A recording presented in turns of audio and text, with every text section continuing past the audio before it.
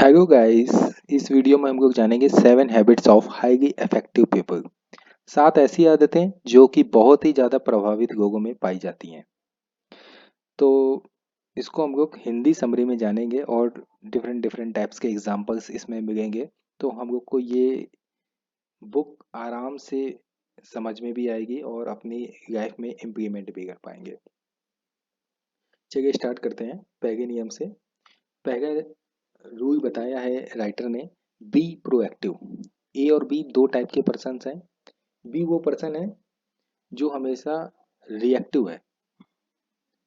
Reactive व्यक्ति हमेशा अपनी परिस्थितियों के लिए दूसरे को दोष देते रहते हैं। वे अपने भौतिक परिवेश से भी प्रभावित होते हैं। अगर मौसम अच्छा है तो वो अच्छा महसूस करते हैं, अगर मौसम अच्छा नहीं है तो इसके नज़रिए से कार्य शक्ति पे उसके प्रभाव पड़ता है। In the short, reactive person, B type का पर्सन वो पर्सन है जो अपने प्लान्स, अपने टारगेट्स, अपने रिजल्ट्स को देख के कुछ भी प्लान नहीं करता है शुरुआत से, और प्रॉब्लम आने पे खिसियाता है और रिएक्ट करने लगता है। उसी जगह ए टाइप का जो पर्सन है वो प्रोएक्टिव है। उसके सामने किसी भी तरीके की कोई भी प्रॉब्लम आ रही है, कैसी भी प्रॉब्लम आ जाए, कैसा भी ब्रेकडाउन आ जाए, कैसा भी चैलेंज आ जाए, वो अपने प्लान्स को लेके एकदम सजग है। उसने पहले से ही अपने आप को प्रोएक्टिव कर रखा है कि अगर ये प्रॉब्लम आएगी तो मैं इसके अगेंस्ट में ये एक्शन लूंगा, अगर ये चैलेंज आएगा तो मैं ये करूंगा, अगर ये वाली प्रॉब्लम आ गई तो मैंने इसके लिए अपना ये चीज पहले से रेडी कर रखी है। उसको इस बात से कोई फर्क नहीं पड़ता है कि सामने वाला पर्सन क्या कह रहा है, क्या नहीं कह रहा है। वो एक प्रोएक्टिव पर्सन है, मतलब शांत पर्सन है और अपने गोल्स को लेके एकदम सजग है। राइटर यहाँ पर यही समझाना चाहता है कि ए टाइप का पर्सन बने, बी प्रोएक्टिव मतलब सक्रिय बने। रूल नंबर 2 हमें यह बताता है कि begin with the end in the mind. A और बी दो टाइप के पर्सन है। बी वो पर्सन है जिसने दूसरों को देख के अपने प्लान्स को एग्जीक्यूशन में डाल दिया, बट उसने प्लानिंग तो करी ही नहीं। प्लानिंग उसका पार्ट रहा ही नहीं। उसने ये नहीं सोचा कि इसका फर्स्ट स्टेप क्या होगा, सेकंड स्टेप क्या होगा, थर्ड स्टेप क्या होगा, एंड एंड रिजल्ट किसका क्या होगा। अगर ये प्रॉब्लम आई तो मैं क्या करूंगा, अगर इसके सामने ये ब्रेकडाउन आ गया तो मैं क्या करूंगा, अगर अचानक से ये आ गई, बड़ी सी प्रॉब्लम्स आ गई, या फिर कोई बड़ा लॉस हो गया तो मैं क्या करूंगा। बी टाइप के पर्सन ने इस तरीके का कोई भी प्लान नहीं कर रखा है। बट उसी जगह ए टाइप का जो पर्सन है वो begin with and in the mind. वो प्लान की शुरुआत ही ऐसे करता है कि हमारा एंड गोल इसका एकदम क्लियर कट ये है, और स्टार्टिंग फेज, मिड फेज और एंड फेज उसके एकदम क्लियर है। वो डिसिप्लिन तरीके से आगे बढ़ता है, उसके गोल्स जो हैं एकदम क्लियर हैं। वो अपने गोल्स को स्मार्ट, एक स्मार्ट वर्ड दिया गया है जो कि एस वर्ड जो है जिसमें स्पेसिफिक को, एम फॉर मिजरेबल होता है, ए फॉर अचीवेबल होता है, आर फॉर रिलीवेंट होता है और टी फॉर टाइम बेस्ड होता है।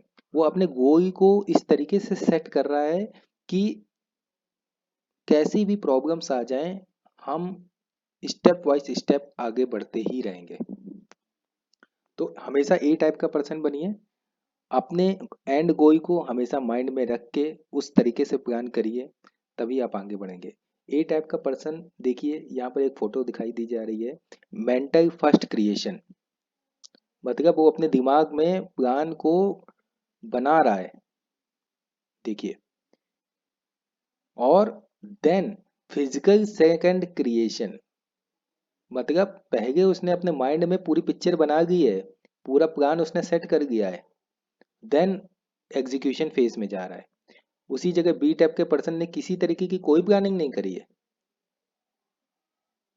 और आगे चल के वो परेशान हो रहा है। तो राइटर यहाँ पर यही समझाना चाहता है कि एंड गोल को हमेशा ध्यान में रख के काम करें। इसी के साथ थर्ड रिव्यू इसके बारे में जानते हैं, पुट फर्स्ट थिंग फर्स्ट। नाम से ही समझ में आ रहा है कि प्रायोरिटी वाली चीज को पहले रखना चाहिए और इम्पोर्टेंट चीज को पहले रखना चाहिए।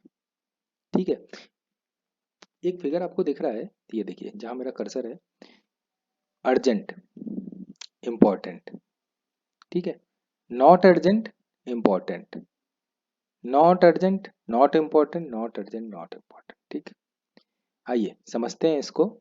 मान लीजिए ए और बी दो टाइप के पर्सन है। बी वो पर्सन है जो दिन भर में उसके पास 10 काम है और 10 काम में से उसने किसी भी काम को प्रायोरिटाइज किया ही नहीं। सामने जो वर्क आता गया करता गया, आता गया करता गया, आता गया करता गया। तो इस टाइप के लोग आपको बहुत सारे लोग मिलेंगे, बट हमको ऐसा आदमी नहीं बनना है कि सामने वर्क आता जा रहा है हम करते जा रहे हैं, हम आता जा रहा है करते जा रहे हैं। ऐसे टाइप के लोग अपने काम को प्रायोरिटाइज नहीं कर रहे हैं। बट उसी जगह अगर ए टाइप का पर्सन जो है वो काम को प्रायोरिटाइज उसने किया है। उसने 4 भागों में अपने काम को डिवाइड किया है। अर्जेंट, इम्पोर्टेंट, इसमें वो कार्य आते हैं जिन्हें आपको तत्काल प्रभाव से करना है। ठीक है, जैसे कि मान लो कोई एग्जाम है, अचानक आने वाला कोई खतरा है, कोई बहुत बड़ा ब्रेकडाउन आने वाला है, तो वो बहुत ज़्यादा अर्जेंट भी है और इम्पोर्टेंट भी है। तो इसको आपको करना ही करना है। अगर आप ये नहीं करोगे तो फिर आप किसी बड़ी प्रॉब्लम में आ जाओगे। ठीक है, इसी तरीके से रूल नंबर 2 में ये बताया गया है कि नॉट अर्जेंट बट इम्पोर्टेंट। इसमें ऐसे काम आते हैं जो हमारी लाइफ में महत्वपूर्ण तो होते हैं लेकिन उन्हें तुरंत करने की कोई भी आवश्यकता नहीं होती। जैसे कि शरीर के लिए व्यायाम। देखा जाए तो शरीर को स्वस्थ रखना इंसान की सबसे बड़ी प्रायोरिटी होती है। बट आज के समय में लोग उसे नॉट अर्जेंट बट इम्पोर्टेंट की श्रेणी में डालते जा रहे हैं। इसीलिए इसको नॉट अर्जेंट बट इम्पोर्टेंट डाला गया है, क्योंकि हमारे शरीर का स्वास्थ्य सबसे बड़ी प्रायोरिटी है। ठीक है, इसी तरीके से अर्जेंट बट नॉट इम्पोर्टेंट, इसमें ऐसे कार्य आते हैं जिन्हें तुरंत करना होता है लेकिन वे महत्वपूर्ण नहीं होते हैं। जैसे कि मूवी देखने जाना है, दोस्तों के साथ कोई दोस्त आ गया, भाई उसके साथ घूमने जाना है, भाई आ गया है तो साथ में जाना है, बट आप भी जानते हो कि ये इम्पोर्टेंट नहीं है, तो आप इसको प्रायोरिटाइज कर सकते हो उसी हिसाब से। Not urgent not important, next है नॉट अर्जेंट नॉट इम्पोर्टेंट। इसमें वो कार्य आते हैं जिसे करने से आपका पूरा टाइम पूरी तरह से बर्बाद हो रहा है। जैसे कि गेम खेलना, फेसबुक चलाना, इंस्टाग्राम चलाना। अगर आप एक बार आपने स्टार्ट कर दिया तो आप उसी की भावनाओं में बहते चले जाएंगे। तो ये काम ना ही इम्पोर्टेंट होते हैं और ना ही अर्जेंट होते हैं। काम अगर आपके पास 10 हैं तो 10 काम को आप इस तरीके से 4 भागों में प्रायोरिटाइज करिए कि हमें क्या पहले करना है और क्या बाद में करना है। बी टाइप का पर्सन नहीं बनना है कि काम आता गया करते गए, आता गया करते गए, आता गया करते गए, इन द एंड जो इम्पोर्टेंट टास्क था वो तो छूट ही गया। हमेशा ए टाइप का पर्सन बनिए, 4 भागों में काम को डिवाइड करिए, उसी हिसाब से आगे बढ़िए। Think win win. Rule number 4 हमें ये बताता है कि हमेशा लाइफ में विन विन सिचुएशन को लेके ही सोचना चाहिए। गेम में क्या होता है, कोई जीतता है कोई हारता है, बट लाइफ में आप भी जीत सकते हो और हम भी जीत सकते हैं। ये एक फोटो दिखाई दी जा रही है, इसमें एक कस्टमर है और एक कंपनी का पर्सन है। कस्टमर कह रहा है कि मेरी डिमांड जो है फुलफिल नहीं हो पा रही है, और कंपनी का जो पर्सन है वो अपने प्रोडक्ट को लेके उसके सामने बेचना चाहता है। अब बी टाइप का जो पर्सन होगा, मान लीजिए ए और बी दो टाइप के पर्सन है। बी टाइप का जो पर्सन है वो अपनी जिद को लेके अड़ा है कि सर हमारा प्रोडक्ट जो है इस तरीके से ही वर्क करता है और ऐसे ही हम बेचते चले आए हैं और ऐसे ही बेचेंगे। अगर आपको खरीदना हो तो खरीदो, वरना ना खरीदना हो ना खरीदो। बट उसी जगह ए टाइप का जो पर्सन है वो क्या कर रहा है, अपने प्रोडक्ट को थोड़ा सा मॉडिफाई भी करने को रेडी है as a specific customer requirement. उसने अपने प्रोडक्ट को थोड़ा सा मॉडिफाई किया और एक बड़े ऑर्डर को गेन किया। देखिए, उसने अपने प्रोडक्ट को इस तरीके से डिज़ाइन किया कि कस्टमर की नीड भी पूरी हो गई और उसकी कॉस्ट जो है वो भी बढ़ी नहीं प्रोडक्ट की। तो इससे प्रोडक्ट का जो कंपनी का मालिक है वो भी खुश हुआ और जो कस्टमर है वो भी खुश हुआ। इस तरीके से विन विन सिचुएशन के बारे में सोच के ही इंसान को आगे बढ़ना चाहिए। हमेशा विन विन सिचुएशन हो सकती है, हम लोगों को उसका एक रास्ता खोजना पड़ेगा। ठीक है। रूल नंबर 5 में राइटर ये बताना चाहता है कि seek first to understand then to be understood. Writer ने रूल नंबर 5 में इतनी इंपॉर्टेंट चीज बताई है कि ये हमारी पूरी लाइफ में काम आ सकती है। अगर सामने वाला व्यक्ति आपसे कुछ डिस्कस कर रहा है या फिर किसी समस्या का समाधान पूछ रहा है, तो सबसे पहले यह प्रयास करें कि आप उसकी ध्यान पूर्वक पूरी बात को सुने। अगर आपने उसकी ध्यान पूर्वक बात को सुन लिया तो सामने वाला पर्सन इसी बात से सेटिस्फाई हो जाता है कि हाँ, ये मेरा पर्सन, सामने वाला मेरी बात को पूरी अच्छी तरीके से सुन रहा है, समझ रहा है, देन रिस्पॉन्स कर रहा है। इस तरीके से करने से आप सामने वाले पर्सन का विश्वास भी जीत सकते हैं और अपनी प्रॉब्लम्स, उसकी प्रॉब्लम्स को मिल के सॉर्ट आउट कर सकते हैं।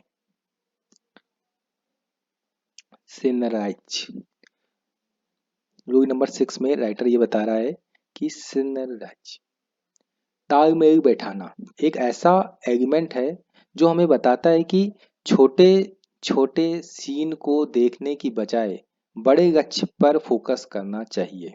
इसलिए हमेशा संपूर्ण लक्ष्य को पूरा ध्यान में देना चाहिए और साथ ही प्रदर्शन करते समय हमारे विचार और हमारी क्रिया के बीच तालमेल जरूर जरूर जरूर बैठना चाहिए। ठीक है। इसी के साथ रूल नंबर 7 में शार्पन द सा, शार्पन द सा रूल हमें बताता है कि समय के साथ हमें अपने आप को विकसित करना है, अपने आप को समय के साथ अपडेट करना है। अगर हमने अपने आप को समय के हिसाब से अपडेट नहीं किया तो हम लोग पीछे हो जाएंगे। शार्पन द सा को इस फोटो के द्वारा से भी समझा जा सकता है। ये देखिए, ये फोटो एक लगी हुई है, इसमें ए और बी दो टाइप के पर्सन है। दोनों को एक सेम टारगेट दिया गया है कि भाई एक बड़ा मोटा पेड़ है उसको काटना है और दोनों को सेम कुल्हाड़ी दी गई है। ए टाइप का जो पर्सन है वो शार्पन द सा वाला है और अपनी कुल्हाड़ी को समय के साथ शार्प करता रहता है। उसी जगह बी टाइप का जो पर्सन है वो अपनी कुल्हाड़ी को शार्प नहीं कर रहा है, मतलब उसमें धार नहीं लगा रहा है और कुल्हाड़ी से पेड़ को काटता चला जा रहा है, काटता चला जा रहा है। क्यों?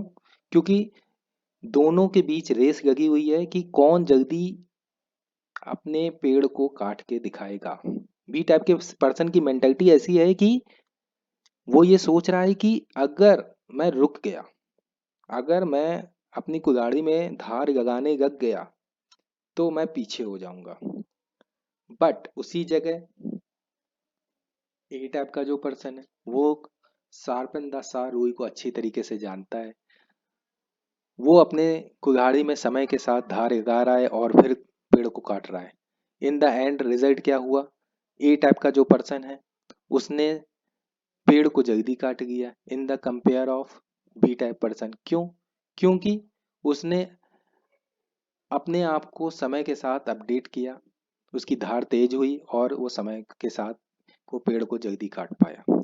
उसी जगह बी टाइप का जो पर्सन है उसकी पेड़ में शुरुआत में तो धार थी और स्पीड में ताज तेज काट भी रहा था, बट एक समय ऐसा आया कि वो उसके कुल्हाड़ी में जान ही नहीं रही और वो कितनी भी मेहनत कर रहा था तो उसका आउटपुट आ ही नहीं रहा था।